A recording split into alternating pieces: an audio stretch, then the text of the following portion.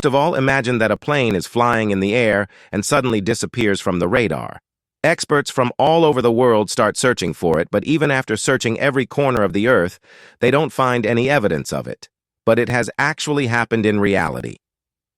Friends, our story begins on March 8, 2014, at Malaysia's Kuala Lumpur International Airport. Malaysian Airlines Boeing 777 flight number 370 was standing ready for takeoff. Inside the plane, its captain Zahari Ahmed Shah, co-pilot Farik. And like every day, this plane Abdul Hamid, 10 crew member Sanwas scheduled to take off Kuala Lumpur to Beijing in China. But this flight was not going to be like, look. The sky was completely clear every day. It was going to become history.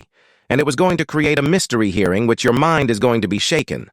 Look, the sky was completely clear and the weather was very calm. But that day, sitting inside the flight, the passengers had a very bad day. The flight takes off at around 1:30 in the night, and an hour later, the Boeing 777 was flying at a height of 35,000 feet over the South China Sea. At that moment, the captain of the flight sent a signal to the control station of Vietnam's Ho Chi Minh City and asked for permission to use Vietnam's airspace. Now, friends, this was not a strange thing, because this was a part of Flight 370's daily routine. When only 1 minute and 43 seconds later, this plane of Malaysian Airlines disappears from the radar. Malaysia, Thailand, Vietnam, and China. The air control stations of these 4 countries, which were tracking the plane's movement, they are suddenly shocked. This was not so shocking for the air control stations. This was not so shocking for the air control stations.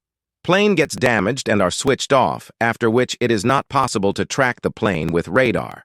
Now, air control stations were constantly trying to contact Flight 370, but all their efforts proved futile. Now, the plane track was not happening here, but the journey from Kuala Lumpur to Beijing was only 4 hours. Meaning, wait for some time, and then we were about to come to know about the plane. But friends, even after 4 hours, Flight 370 did not reach Beijing Airport.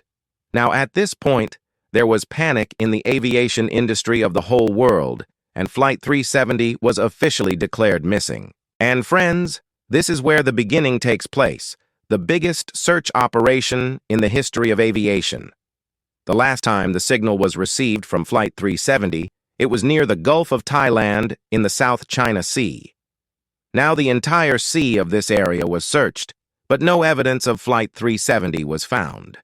At this point, the Malaysian government involved the local military in this case and checked their air records. Now, point to be noted here, air control station's radar receives signals from transponders placed in the plane, but military's radars use the technique of reflection, which allows them to receive more accurate information. Now, friends, from military records it is found that Flight 370, after its last location in South China Sea, took a right turn and then took a long left turn and went to Malaysia. But it doesn't touch land in Malaysia. Instead, after crossing the entire country, it takes another sharp right turn from Penang Island and reaches the Andaman Sea once again. Now, friends, most of the area of Andaman Sea comes in the part of India, Myanmar, and Thailand. That's why the Malaysian military raiders did not reach beyond it. So what would have happened to Flight 370 after this?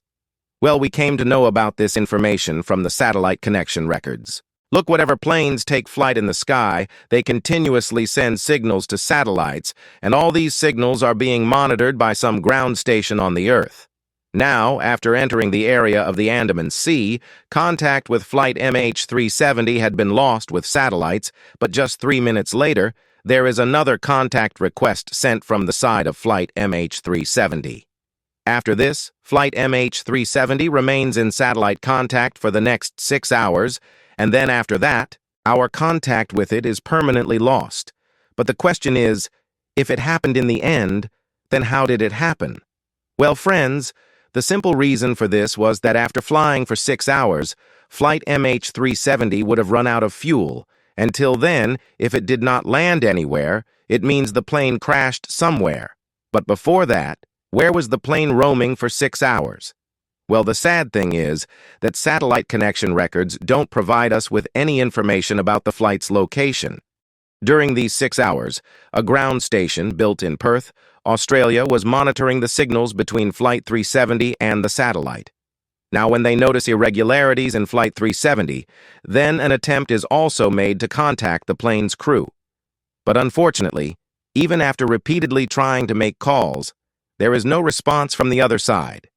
But we still had a way to know the location of Flight 370, and that was radio waves. Now look, friends. The contact between the plane and the satellite was being established through radio waves, and by measuring the length of these radio waves, we could get an idea of its location. Now, the ground station of Perth calculated all the data and estimated that the final location of the plane should be in the far southern region of the Indian Ocean. Meaning you see that area between Australia and Antarctica where there's just water everywhere. This is likely where Flight MH370 crashed. It seems almost impossible. Now, after Zahri Ahmad Shah, the needle of suspicion also turns towards co-pilot Fariq Abdul Hamid, and he is also accused of being involved in the conspiracy. But what was its reason after all? Well, friends, when Flight 370 returns from the South China Sea and passes over Malaysia at the time, Fariq Abdul Hamid's cell phone connects to a Malaysian tower. Now it is being said that perhaps they already knew about the outcome of Flight 370, which is why they were trying to make a final call to their family. However, it is not necessary that the actual call was made by him. It is possible that after entering Malaysian territory, the cell phone might have automatically sent a connection request. Last but not least, there is also a possibility here that Flight 370 has been made to disappear by America. Yes, friends, America's naval bases are present on many islands of Southeast Asia. Some experts believe that perhaps America may have mistakenly blown up the plane with a missile. However, look, there is no proof of this also, and it is not possible that America will leave any proof after doing such a big scandal. And in 2018, such a theory came to the fore, which raised questions on the entire search operation earlier. Look, an independent research team from France analyzed all the data again and found that Flight 370 might not have reached the South Indian Ocean, but instead would have come close to Christmas Island in Australia. However, in recent years, search operations have also been conducted here, and as usual, nothing has been found here as well. When I am making this video in August 2023, no evidence of Flight 370 has been found yet. What would have happened to Flight 370, and where its debris would be lying on the Earth today? Perhaps these questions have become immortal forever. Rest, you comment and tell what do you think about this mysterious case, that how this have ended? Give your opinion below in the comments. If you like the video, do give a thumbs up. If you are new in the channel, do subscribe the channel and also hit the notification button.